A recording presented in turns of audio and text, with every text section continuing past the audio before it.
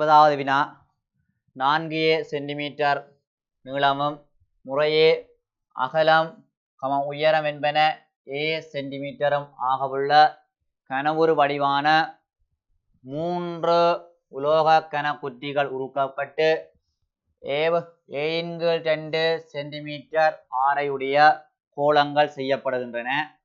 இது வளமையா வார ஒரு கேள்வி. ஒரு துன்ம உருவை உருக்கி இன்னொரு துன்ம உருவாக்குற மாதிரியான ஒரு வினா. இந்த வினாவில் கன உருவை உருக்கி கோளங்கள் செய்யினோம். இத முதலாவது கேள்வி என்னன்னு சொன்னா, அங்க செய்யக்கூடிய கோளங்கள அதிகூடிய எண்ணிக்கை, அதாவது அந்த கன உருவை உருக்கி கனவளவில மாற்றம் இல்லாமல் A/2 சென்டிமீட்டர் ஆரையுடைய எத்தனை கோளங்கள் செய்யலாம் என்றது கேள்வி. அப்ப இதுல நாங்கள் எங்களுக்கு தெரியும் அவற்றை என்ன மாறையில் என்று சொன்னா கனவளவு மாறவில்லை, கனவளவு மாறையில. இப்போ நாங்கள் முதலாவதா கனவுருவின் கனவளவை காணுவோம். அந்தளவு கனவளவையும் பயன்படுத்தித்தான் அவர் என்ன செய்கிறார் என்று சொன்னால் கோளம் செய்கிறார். அவை முதலாவதாக காண வேணும் கனவுருவின் கனவளவு. கனவுருவின் கனவளவு, கனவுருவின் கனவளவு நீளம் தர அகலம் தர உயரம் என்று வருவார். நீளம் வந்து தந்திருக்குது 4 சென்டிமீட்டர் என்று தந்தவர். அகலமும் உயரமும் ஏ என்று தந்தது. அப்ப அகலமும் ஏ உயரமும் ஏ. சுருக்கினால் 4 கனம் சென்டிமீட்டர் கனம் என்று வருவார். இவற்றை அதாவது அந்த கனவுருவின் கனவளவு. ஒரு கனவுருவின் கனவளவு தான் இந்த 4 கனம் சென்டிமீட்டர் கனம். இவ்வாறான 3 கனவுருக்களை உருக்கித்தான் கோளம் தயாரிக்கப்படுகின்றது. ஆகவே 3 கனவுருவின் கனவளவு 3 கனவுருவின் கனவளவு 3ஆல பெருக்கிவிட்டா 3 தர 4 கனம், முன்னாங்கு 12 கனம் அலகு சென்டிமீட்டர் கனம் என்று வரும். அலகு சென்டிமீட்டர் கனம் என்று வருவார். இதுல இருந்து அவர் சொல்றார், இதை பயன்படுத்தி A/2 சென்டிமீட்டர் ஆரையுடைய கோளங்கள் செய்யப்படுகின்றது சொல்லியிருக்கிறார். ஆகவே நாங்கள் செய்கிற கோளங்களின் மொத்த கனவளவு வந்து 12 கனம் என்று வருவார். அதிலிருந்து நாங்கள் ஒரு கோளத்தின் கனவளவை கண்டு மொத்த கனவளவை ஒரு கோளத்தின் கனவளவால பிரிப்பதன் ஊடாக அங்கு உருவாக்கக்கூடிய கோளங்களின் எண்ணிக்கையை கண்டுகொள்ளலாம். முதலாவதாக காணுவோம் ஒரு கோளத்தின் கனவளவு. ஒரு கோளத்தின் கனவளவு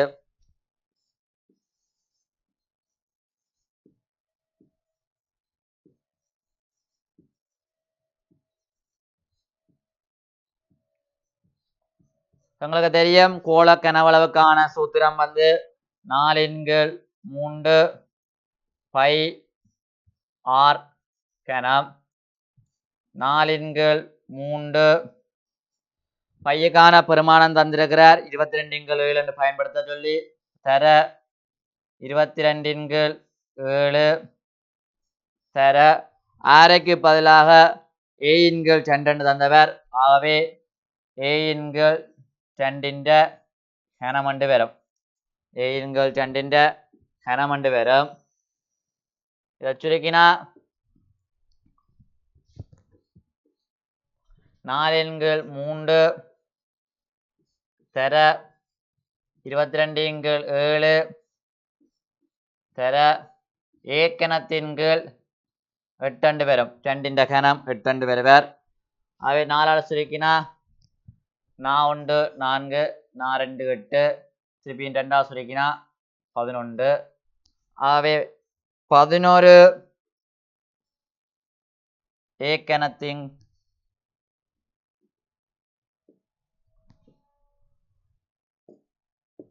11 ஏ கணத்தின் கீழ் 3 தர 7 பெறுவர். அதாவது ஒரு கோளத்தின் கனவளவு. ഇത് ഒരു കോളത്തിന്റെ കനവളവ് இப்படி என்ன கண்டுபிடிச்சிருக்கிறோம் 11 ஏ கணத்தின் கீழ் அதாவது 321 பெறுவர். நாங்கள் 3 கனவுருக்களை உருக்கி எத்தனை கோளங்கள் செய்யலாம் என்றது கேள்வி. ஆகவே 3 கனவுருவின் கனவளவை ஒரு கோளத்தாண்ட கனவளவால பிரித்து விட்டா என்ன வருமெண்டா அந்த செய்யக்கூடிய கோளங்கள எண்ணிக்கை வரும்.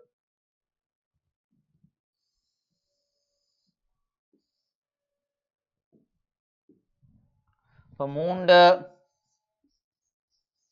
கனவுருவின் கனவளவு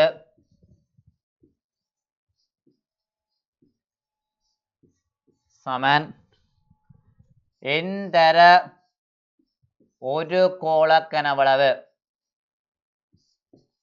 ஒரு கோள கனவளவு இங்க என்னன்றவர் என்னன்னு சொன்னா அங்க உருவாக்கக்கூடிய கோளங்கள் எண்ணிக்கை அது நாங்கள் என்னென்று வைக்கிறோம். ஆகவே 3 கனவுருண்ட கனவளவு 12 ஏக்கனவண்டு மேல கண்டனாங்கள் என்னன்றது அங்க உருவாக்கக்கூடிய கோளங்களின் எண்ணிக்கை. ஒரு கோளத்தின் கனவளவு கண்டனாங்கள் 11 ஏக்கணத்தின் கீழ் 3 தர 7 3 தர 7 21 போட்டு சுருக்கலாம். இல்லை 3 தர 7 வச்சிருந்தா இங்கால கொண்டு வந்து வெட்டலாம். இதுல இருந்து நாங்கள் என்ன கண்டால் n சமன் 3 தர 7 தர 12 ஏக்கணத்தின் கீழ் 11 ஏக்கணம் என்று வருவர். ஏக்கணத்தையும் வெட்டி கொள்ளலாம். ஏக்கணம் வெட்டுப்பட்டு போவார். இவரை பெருக்கினா 3 தர 7 தர 12 அது சுருக்கினா 252 பேரும் கீழே 11 இருக்கிறார். 252 கீழ் 11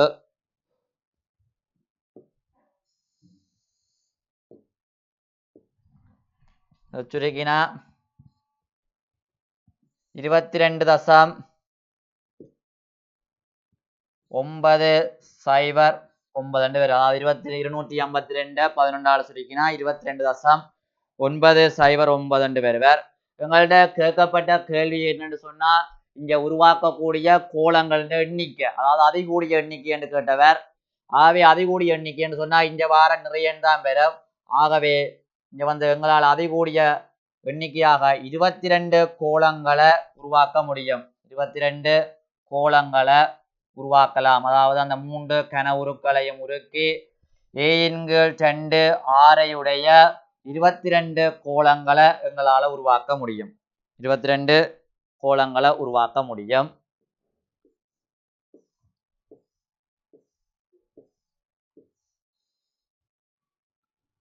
இரண்டாவது வினாகிறார் அவ்வாறான கோளம் ஒன்றின் கனவளவு b சமன் பையே கணத்தின் கீழ் 6 என தரப்படின் பை சமன் 3.14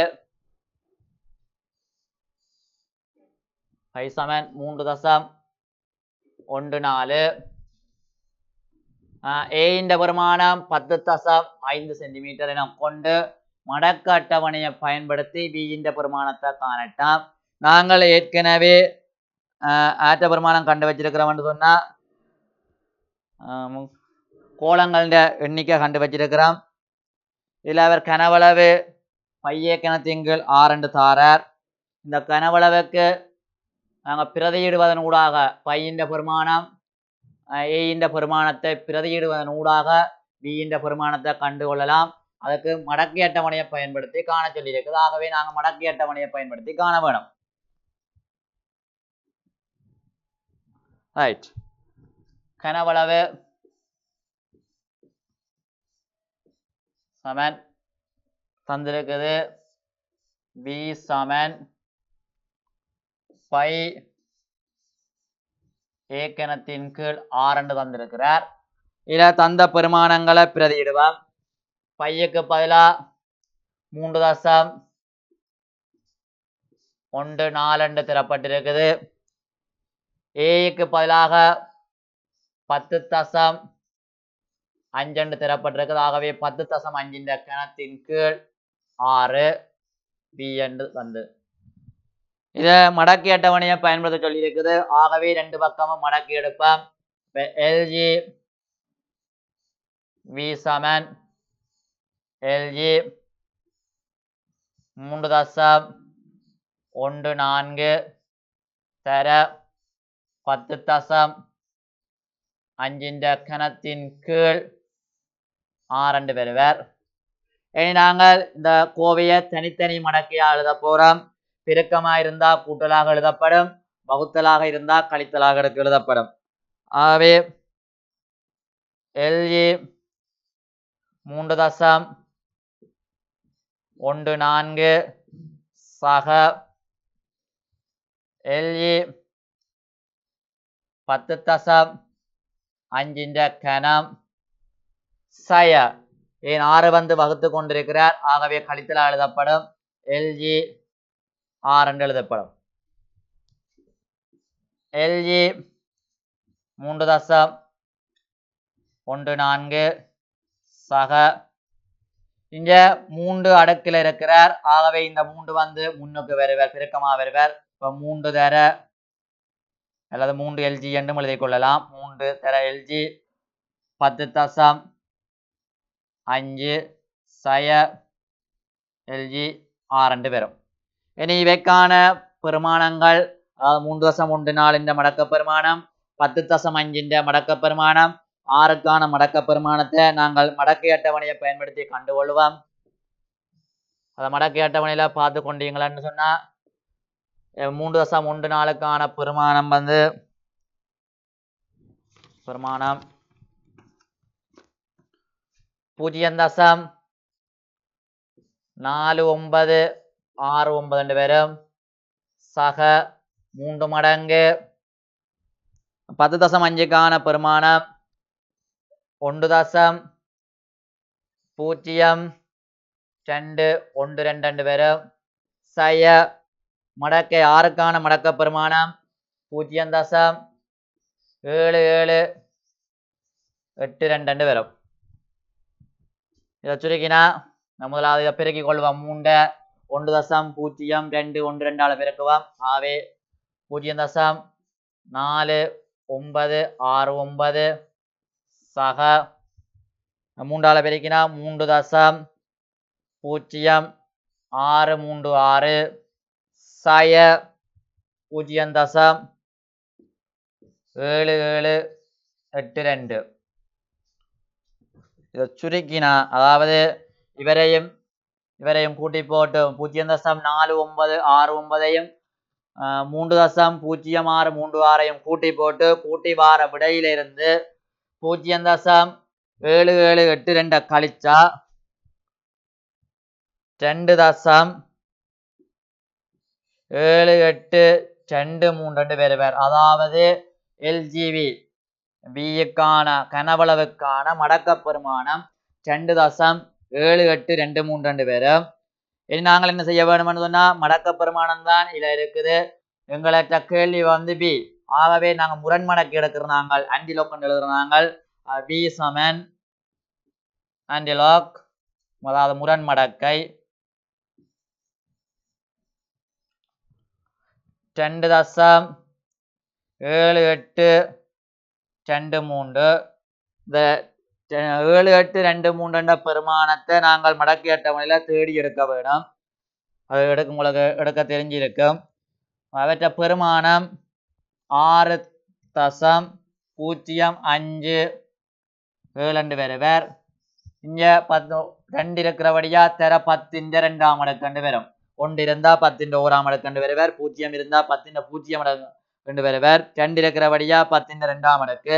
இதன் பெருமானம் வந்து 12ன்றது 100. 100ஆல பெருக்க போறோம். அப்ப 2 தானம் இஞ்சால தசம் நகர்ந்தா 605.7 வருது. 605.7. ஆகவே அவற்றை கனவளவு வந்து கனவளவு 2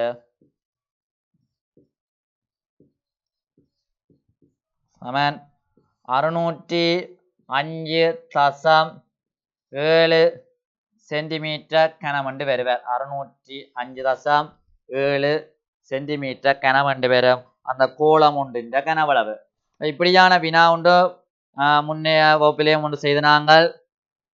அதாவது ஒரு திண்ம உருவ உருக்கி இன்னொரு திண்ம உருவ ஒன்று உருவாக்கி பிறகு அதிலிருந்து கனவளவு காண்றதா இருக்கலாம், சில கேள்விகள் ஆற காண்றதா இருக்கலாம். மடக்கை அட்டவணையை பயன்படுத்தி காண்ற கேள்வி ஒவ்வொரு வருஷமும் வாரது. நாங்கள் 2 வினா செய்திருக்கிறோம். அடுத்த வினாவுக்கு போகலாம். 10வது வினா. இந்த வினா வந்து எங்களோட கேத்திர கணித பகுதியிலிருந்து எடுக்கப்பட்ட ஒரு வினா. உங்களுக்கு தெரியும், எங்களோட பகுதி 2 வினாத்தாளில 2 கேத்திர கணித வினாக்கள் வாரது. ஒன்று வட்டம் தொடர்பான, அதாவது வட்ட தேற்றங்கள் தொடர்பான ஒரு வினா. மற்றது 2வது வினா வந்து இணைகரங்கள், நடுப்புள்ளி தேற்றம், ஒருங்கிசைவு என்ற ஏனைய கேத்திர கணித பாடங்களை உள்ளடக்கிய ஒரு வினாவாக அமைகிறது. அதிலே இந்த 10வது வினா வந்து நடுப்புள்ளி தேற்றம், பைதகரஸ் தேற்றத்தை உள்ளடக்கிய ஒரு வினா உண்டு. பாப்பம். உருவில் தரப்பட்டுள்ள சதுரம் ஏபிசிடி ஏபிசிடி ஒரு சதுரம் ஒன்று தரப்பட்டிருக்கு என்று சொல்லப்பட்டிருக்குது.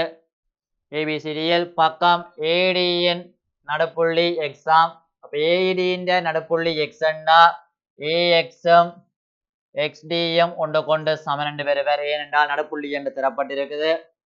அதே போல சிஎக்ஸுக்கு பியிலிருந்து வரையப்பட்ட செங்குத்து, அதாவது அவர் என்ன செய்கிறாருன்னா அந்த எக்ஸ் என்ற நடுப்புள்ளியையும் சி என்ற உச்சியையும் இணைக்கிறார். இணைச்சு போட்டு பியிலிருந்து அந்த சிஎக்ஸ் என்ற கோட்டிற்கு செங்குத்து வரைபடுது. அந்த செங்குத்து கோடு டிசிஐ வையில் சந்திக்கின்றது. இங்க வையில வந்து சந்திக்கிறார் என்று தரப்பட்டிருக்குது. வையானது டிசியின் நடுப்புள்ளி என காட்ட சொல்லியிருக்குது. அதாவது இந்த தூரமும் ஒன்று கொண்டு சமன், டிவையும் வைசியும் ஒன்று கொண்டு சமன் என்று காட்டினால் வையானது டிசியின் நடுப்புள்ளி என்று எழுதி கொள்ளலாம். இப்போ நாங்கள் என்ன செய்ய போறோம் என்று சொன்னா, இதுக்கு முக்கோணி 2 முக்கோணிக்கு ஒருங்கிசைவு காட்ட போறோம். எந்தெந்த முக்கோணி என்றா, முக்கோணி டிஎக்சிக்கும் முக்கோணி பிவைசிக்கும் ஒருங்கிசைவு காட்டினா டிஎக்ஸ் சமன் வைசி என்று பெறுவர். அதிலிருந்து எக்ஸ் வந்து ஏற்கனவே ஏடியின் நடுப்புள்ளி, ஆனால் ஏடியும் டிசியும் சமன். இப்ப ஒருங்கிசைவின்படி எக்ஸ்டி வந்து வைடிக்கு சமன் என்று காட்டினா வைய வந்து நடுப்புள்ளி என்று எழுதி கொள்ளலாம். அதுக்கு முதலாவது என்ன செய்வோம் என்று சொன்னா, 2 முக்கோணிக்கும் ஒருங்கிசைவை காட்டுவோம். எங்களுக்கு தெரியும் ஒருங்கிசைவில 4 நிபந்தனைகள் படிச்ச நாங்கள். முதலாவது நிபந்தனை பக்கம் பக்கம் பக்கம் என்ற நிபந்தனை, அதாவது 2 முக்கோணிகளின் ஒரு முக்கோணியின் 3 பக்கமும் இன்னொரு முக்கோணியின் 3 பக்கத்துக்கும் சமனாக இருந்தால் அந்த 2 முக்கோணியும் ஒருங்கி செய்யும் என்று சொல்லி பார்த்த நாங்கள். 2வது பக்கம் அமைகோணம் பக்கம் என்ற நிபந்தனை, அதாவது ஒரு முக்கோணியின் பக்கமும் 2 பக்கங்களும் அந்த 2 பக்கங்களுக்கு இடைப்பட்ட கோணமும் இன்னொரு முக்கோணியின் 2 பக்கமும் அந்த பக்கங்களுக்கு இடைப்பட்ட கோணத்திற்கும் சமனாக இருந்தா அந்த 2 முக்கோணி ஒருங்கி செய்யும் என்று பார்த்து நாங்கள். அடுத்த 3வது நிபந்தனை கோணம் பக்கம் என்ற நிபந்தனை, கோப்பான்னு சொல்றது கோணம் பக்கம் என்ற நிபந்தனை. அது வந்து ஒரு முக்கோணியின் 2 கோணங்களும் ஒத்த பக்கமும் இன்னொரு முக்கோணியின் 2 கோணத்துக்கும் ஒத்த பக்கத்துக்கும் சமனாயிருந்தால் அந்த 2 முக்கோணியும் ஒருங்கி செய்யும். 4வது நிபந்தனை வந்து செம்பக்கம் பக்கம், அதாவது இவர் வந்து செங்கோண முக்கோணிக்கானது. ஒரு செங்கோண முக்கோணியின் செம்பக்கமும் இன்னொரு பக்கமும் இன்னொரு செங்கோண முக்கோணியின் செம்பக்கத்துக்கும் இன்னொரு பக்கத்துக்கும் சமனாக இருந்தால் அந்த 2 முக்கோணியும் ஒருங்கி செய்யும் என்று சொல்லி பார்த்தாங்க. இப்ப நாங்கள் 2 முக்கோணிக்கு ஒருங்கி செய்து காட்ட போறோம். இவையெல்லாம் செங்கோணங்கள், இதுவும் செங்கோணம், இவரும் செங்கோணம். ஆனா இங்க வந்து எங்களால செம்பக்கம் பக்கம் என்ற நிபந்தனையில நிறுவ முடியாது. ஏனென்றால் ஒரு பக்கம் சமனா இருக்கிறார், ஆனா செம்பக்கம் சமன் என்று இட தரப்படவில்லை. ஆகவே வேறு ஒரு நிபந்தனையை பயன்படுத்தி நிறுவலாம். எப்படி என்ன ரெண்டு முக்கோணிக்கும் ஒருங்கிசைவு யார்? முக்கோணி டிஎக்சி. இப்போ இந்த முக்கோணி ரெண்டும் ஒருங்கிசைவு காட்டியக்க டிசி சமன் சிபி என்று வரும். அதே போல எக்ஸ்டிசி சமன் YCB என்று அந்த செங்கோணம் பெறுவர். இன்னொரு பக்கம் அல்லது இன்னொரு கோணம் தேவை. ஆனால் எங்களுக்கு இன்னொரு கோணத்தை நாங்களால சமன் என்று காட்ட இயலும். அதை கழிவு கொள்வோம். முக்கோணி DXCயில் அந்த DXC என்ற கோணம் வந்து DXC என்ற கோணம் சமன் 90 சய DCX என்று எழுதலாம். DCX என்ற கோணம், அதாவது இந்த DXC என்ற இந்த கோணத்தை 90ல இருந்து இந்த கோணத்தை, அதாவது DCX கழிக்க பெறுவர். ஏனென்றா இவர் 90 பாகை இந்த கோணம், மற்ற ரெண்டு கோணங்களும் சேர்ந்து 90 பாகை பெற வேணும். ஆகவே 90ல இருந்து DCX கழிச்சால் அந்த DXC என்ற கோணம் பெறும். அதே மாதிரி முக்கோணி RYCயில்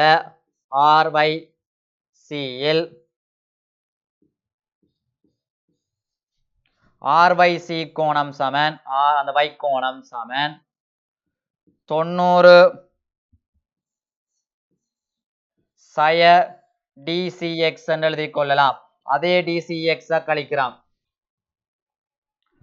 இந்த YRC என்ற முக்கோணியில நாங்கள் YCX கழிச்சா இவர் தான் அந்த 90 சய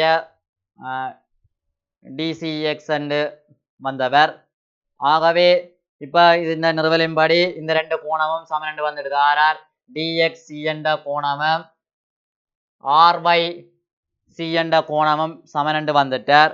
ஆகவே DXC என்ற கோணம் சமன் RYC என்ற கோணத்துக்கு சமன் என்று வந்துட்டார். இது வந்து வெளிப்பட உண்மை. ஏனென்றா சமனான கணியங்கள் ஏற்கனவே DXC 90 சய DCXக்கு சமனா இருக்குது. அதே 90 சய DCX RYCக்கு சமனா இருக்குது. ஆகவே DXC சமன் RYC என்றது வெளிப்பட உண்மையா வருவர். இனி எங்களால அந்த இரண்டு முக்கோணிகளுக்கும் XDCக்கும் YCBக்கும் எங்களால இனி ஒருங்கிசைவு காட்ட இயலும். ஆகவே அந்த ஒருங்கிசைவை காட்டுவோம்.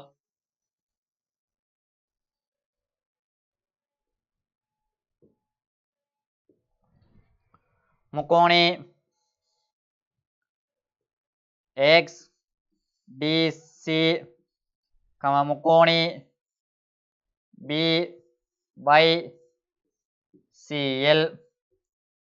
BYCயில் DC சமன் BC தரவு, அதாவது செவ்வகத்தின் பக்கங்கள் 4 பக்கங்களும் சமன். ஆகவே தரவு. அதே மாதிரி XDC என்ற கோணம் சமன் YCB என்ற கோணம், அதுவும் தரவு. ஏனென்று சொன்னா சதுரத்தின் எல்லா கோணங்களுமே 90 பாகை தரவு. இப்போ அடுத்ததா நாங்கள் ஏற்கனவே ரெண்டு முக்கோணிகளுக்கும் சமனான இன்னொரு கோணம் ஏற்கனவே காட்டிட்டோம். DXC என்ற கோணம் சமன் RYC என்ற கோணம். இது நிறுவப்பட்டது, மேல நிறுவி இருக்கிறோம். ஆகவே ஒரு முக்கோணின் ஒரு பக்கமும் இரண்டு கோணங்களும் இன்னொரு முக்கோணின் ஒரு பக்கத்துக்கும் இரண்டு கோணத்துக்கும் சமனண்டு வருது. ஆகவே இந்த ரெண்டு முக்கோணியும் ஒருங்கி செய்ய போதும்.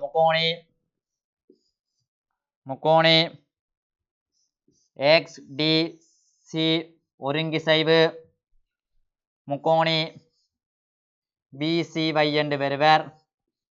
இதுக்கான நிபந்தனை வந்து கோணம் கோணம் பக்கம், கோணம் கோணம் பக்கம் என்ற நிபந்தனையில ஒருங்கி செஞ்சிட்டார்.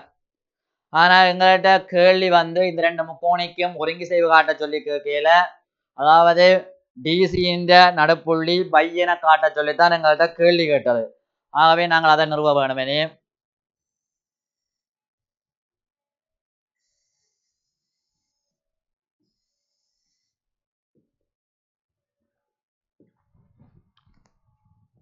இந்த ஒருங்கிசைவின் படி xd வந்து ycக்கு சமனண்டு வருவர், ycக்கு சமனண்டு வரும். காரணம் ஒருங்கிசைவின் படி. ஆனா xd என்றது அரைவாசி ad என்று வரும். ஏனென்று சொன்னா ad என்றது சதுரத்தின் பக்கம், x என்றது ad நடுப்புள்ளி. ஆகவே xd வந்து அரை ad என்று வரும். அதே மாதிரி ஆனால் xd சமன் ycயும் ஒருங்கிசைவின் படி நிறுவினாங்கள். அதே மாதிரி ad சமன் dcயும் ஆகும். ஏண்டா ad சமன் dc என்றதுக்கான காரணம் வந்து சதுரத்தின் பக்கங்கள் நீளத்தில சமன்.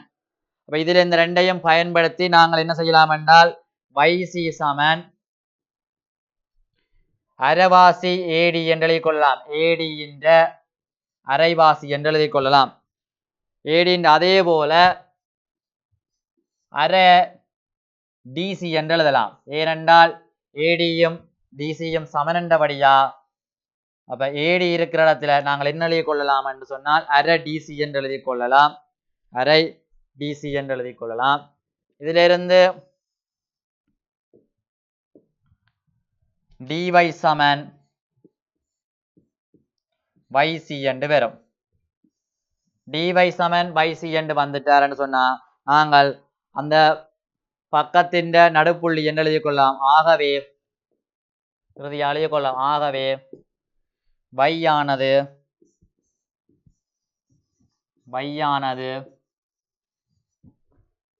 dcயின் நடுப்புள்ளி ஆகும். dcயின் நடுப்புள்ளி.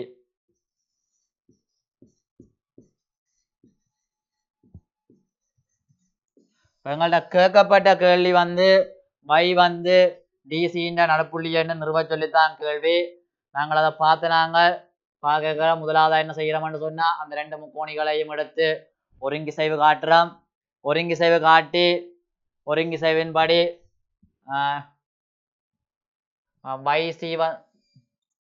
yc வந்து xdக்கு சமனண்டு காட்டுறோம். சமனண்டு காட்டினதை பயன்படுத்தி பிறகு என்ன செய்கிறோம்னா ad-யும் dc-யும் ஏற்கனவே ஒன்று கொண்டு சமன் சதுரத்தின் பக்கங்கள், அதிலிருந்து நாங்கள் y வந்து dc-யின் நடுப்புள்ளி என்று காட்டிக்கொள்கிறோம். இது ரெண்டாவதா இன்னொரு வினா கேட்கப்பட்டிருக்குது. xc வர்க்கம் சமன் 5/4 ab வர்க்கம், அதாவது ab வர்க்கத்தின் 5/4 பங்கு என காட்ட சொல்லி கேட்டிருக்குது.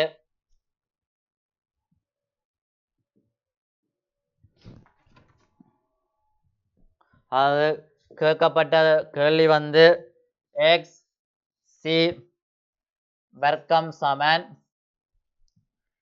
5/4 ab வர்க்கம் என்று காட்ட வேணும். ab வர்க்கத்தின் 5/4 பங்கு என்று காட்ட வேணும். இப்போ எங்களுக்கு முன்னைய நிறுவலின்படி தெரியும் இந்த ஒவ்வொரு துண்டுகளுமே சமனான துண்டுகள். ஏனென்று சொன்னால் ad-யின் நடுப்புள்ளி வந்து x என்றும் அந்த தரவில் dc-யின் நடுப்புள்ளி நாங்கள் y என்று இப்ப நிறுவிட்டோம். ஆகவே இந்த 4 துண்டுகளும் ஒன்று கொண்டு சமனா இருக்குது. இதுல வர்க்கத்தோட தொடர்புடைய ஒரு தொடர்பை கேட்டிருக்கிறார். ஆகவே நாங்கள் இங்க பைதகரஸ் தேற்றத்தை பயன்படுத்தி அந்த தொடர்பை எடுத்துக்கொள்ளலாம். இப்ப நாங்கள் முக்கோணி x dc-ல பைதகரஸ் தேற்றத்தை பயன்படுத்துகிறோம். பைதகரஸ் தேற்றப்படி xc வர்க்கம் சமன் x d வர்க்கம் சக dc வர்க்கம் என்று வரும். அதாவது xd வர்க்கம் xdc-ல xdc இந்த முக்கோணில தான் நாங்கள் பைதகரஸ் தேற்றத்தை பயன்படுத்துறோம். xdc என்ற முக்கோணில எங்களுக்கு பைதகரஸ் தேற்றம் தெரியும். ஒரு செங்கோண முக்கோணில செங்கோணத்தை ஆக்குற பக்கங்களின் வர்க்கங்களின் கூட்டுத்தொகை செம்பக்கத்தின் வர்க்கத்தின்க்கு சமன் என்று வாரவர். அப்ப அதுல இருந்து xc வர்க்கம் என்றவர் இந்த திறப்பட்ட முக்கோணின் செம்பக்கம் xc ஆகவே xc வர்க்கம். xd என்றவர் மற்றைய அதாவது செங்கோணத்தை ஆக்குற மற்ற இரண்டு பக்கங்கள் xd வர்க்கம் சக dc வர்க்கம் என்று எழுதியிருக்கு. இதுல இருந்து xd வர்க்கத்துக்கு பதிலாக நாங்கள் அரை ad வர்க்கம் என்று எழுதி கொள்ளலாம். ஏனென்றால் x என்றது ad என்ற நடுப்புள்ளி. ஆகவே xdக்கு பதிலாக அரை ad என்று எழுதி கொள்ளலாம். அரை ad முழுவதன் வர்க்கம் அரை ad முழுவதன் வர்க்கம் என்று வருவர் சக dc வர்க்கம். இவர் 1/4 ad வர்க்கம் என்று வரும் சக dc வர்க்கம். இந்த ad வர்க்கத்தை நாங்கள் என்ன செய்யலாம்டா adயும் abயும் ஒன்று கொண்டு சமன். ஏன் சதுரம் ஆகவே ad abக்கு சமன். அதே போல dcயும் யாருக்கு சமன் என்று வருவர் என்றால் அந்த abக்கு சமன் என்று வரும். அப்ப நாங்கள் ad dc என்று இருக்கிற எல்லாத்தையும் ab என்று மாற்றிக்கொள்வோம். ஏனென்று சொன்னால் எங்களோட தரப்பட்ட தொடர்பில ab சார்பாகத்தான் தரப்பட்டிருக்குது. ஆகவே 1/4 ab வர்க்கம் சக dc வர்க்கத்துக்கு பதிலாகவும் நாங்கள் ab வர்க்கத்தை போட்டுக்கொள்ளலாம். சுருக்கினா 1/4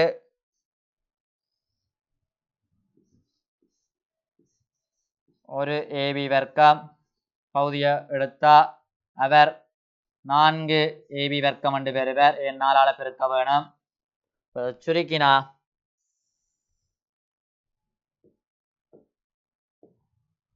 5 ab வர்க்கத்தின் கீழ் 4 இதான் எங்கள்கிட்ட காட்ட சொல்லி கேட்டிருக்குது. xc வர்க்கம் என்றவர் xc வர்க்கம் 5/4 ab வர்க்கத்துக்கு சமன் என்று காட்டியிருக்கிறோம்.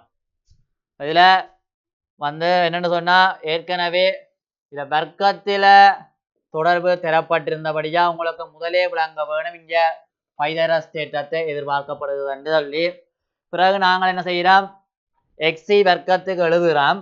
ஆனால் அங்க xc வர்க்கத்துக்கு எழுதும் போது வந்தது என்னன்னு சொன்னால் xdயும் dc சார்பாகத்தான் வருது.